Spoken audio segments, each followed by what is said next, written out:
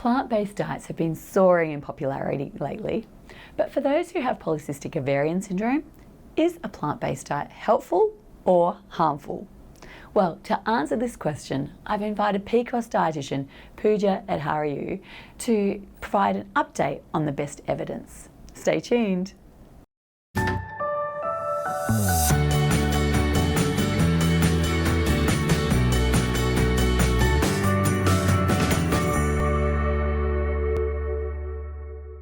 Hello, if this is our first time connecting, welcome.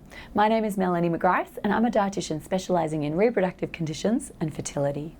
I help couples boost their fertility and give their babies the best start possible with the power of good food. I post weekly videos, so make sure that you subscribe. Now in today's video, we're going to discuss PCOS and plant-based diets. So I'd like to introduce my special guest. Welcome, Pooja.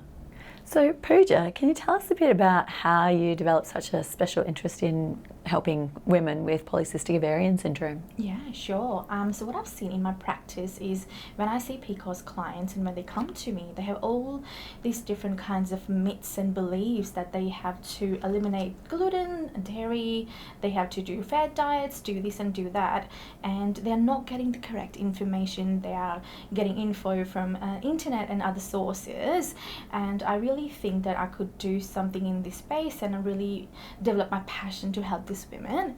That's fantastic. So what does the actual evidence say then?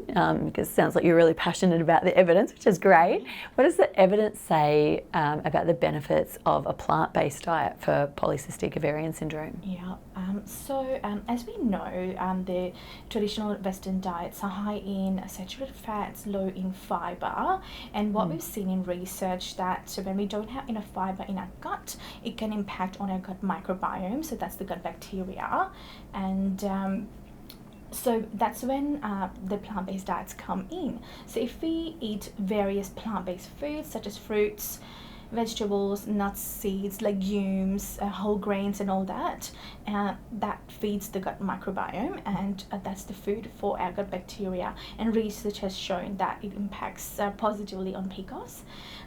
Also, these diets are naturally high in fiber, low in saturated fat, and obviously they are naturally high in antioxidants, and these are all good for PCOS. Yeah.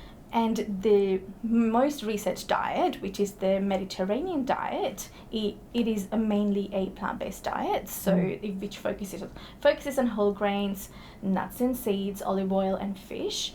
And research has shown that it impacts positively on insulin, so insulin sensitivity, weight loss, improves gut health, and also improves androgens. So yeah. Fantastic.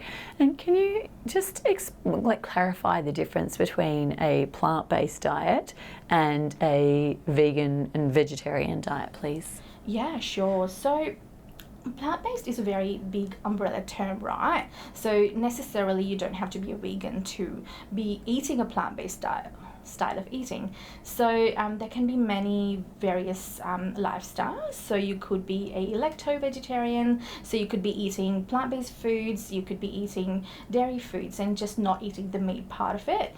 You could be a pescatarian, so you could be still having a lot of plant-based foods in your diet and having the fish and not having meat and those kind of foods. Yeah. And then obviously vegan is the main restrictive diet when you are only eating plant-based foods and plant-based byproducts and not any animal. Yeah. Thank you.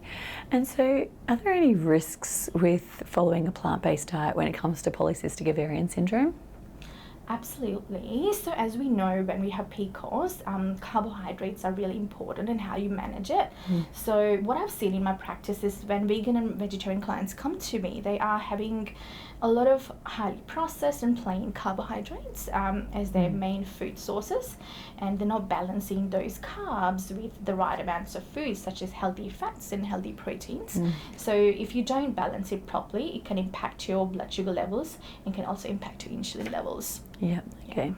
So could you maybe give me a bit of an example, a bit of a rundown of a typical day's food intake for a client who's following a plant-based diet?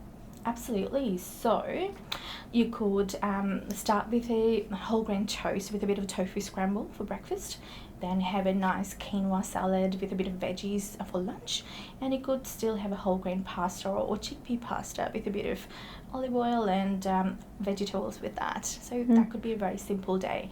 Sounds delicious. You sound like you're an amazing cook, Pooja. Oh, I love my cooking. Fantastic. So we've done some previous episodes on Nourish about the importance for key nutrients such as omega-3 when it comes to polycystic ovarian syndrome. Just wondering, how can women who are following a plant-based diet ensure that they're meeting nutrients like omega-3 and iron? Yeah, absolutely. So, like I said, any vegan or any plant-based diet has to be carefully planned. So, especially iron and omega-3, if you don't plan it properly, you maybe become deficient in these nutrients. So, when it comes to iron, most of the plant-based iron sources are less absorbed as we compare to the animal sources. So, we could do a couple of things to enhance the absorption.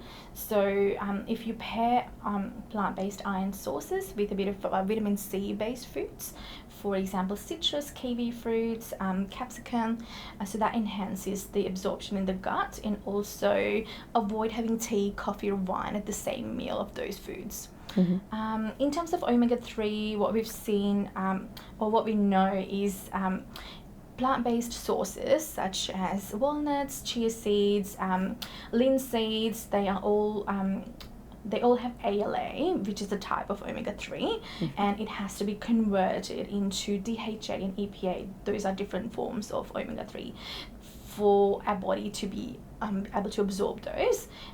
So if you are somebody that is mainly having plant-based foods and not eating any fish or not eating any fish oil or fish supplements, then you should be taking algae-based supplements. Okay, amazing. And so if there was someone who is not currently following a plant-based diet but wants to convert to a plant-based diet to help benefit their polycystic ovarian syndrome, what tips would you provide for them? Definitely. So firstly, go slow. Obviously you want to do everything at once, but I do not recommend doing that. So one step at a time. For example, eliminate one type of meat from your diet. Secondly, try different foods first, develop your taste, develop your tolerance, and see what suits with your gut. And lastly, I would say work with a specialist dietitian who has experience in this field, because PCOS itself is a very complex condition, as we know, and we want you to be supported throughout the whole process. So make sure you're working alongside an expert so that you're managing your PCOS at the same time you're managing your plant-based transition, so you don't develop any deficiencies in the future. Great advice. Thank you so much, Pooja. Thank you so much for joining me. If you have additional questions for Pooja, I'll link her details in the description box below this video. You'll also find my details in there too, so make sure that you connect with me as well. I'd love to know how we can support you through your PCOS journey. I've got some great resources on my website, so make sure that you check them out. And have a look at my other videos on PCOS, such as the best supplements for PCOS and insulin resistance and polycystic ovarian syndrome. I look forward to seeing you in my next video. Is mainly a predominantly